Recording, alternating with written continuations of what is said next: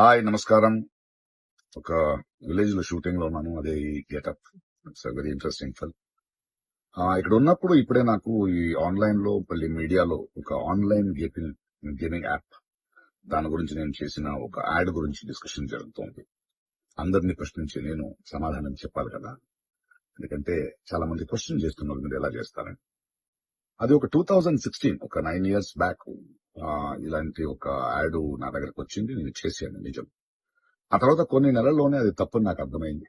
వాళ్ళు మళ్ళీ 2017 లో దాన్ని ఎక్స్టెండ్ చేస్తానంటే, లేదండి ఇది తప్పు, తెలియక చేసేసాను. చేసేసాను కాబట్టి అగ్రిమెంట్, మీరు దాన్ని రిలే చేసి తీరాలి.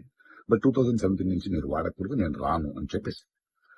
దాని తర్వాత అలాంటి ఏ గేమింగ్ యాప్స్ నేను చేయలేదు.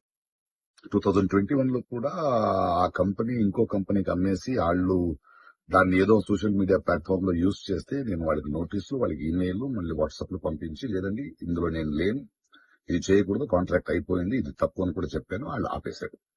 ఇప్పుడు అది మళ్ళీ రీక్ అయింది.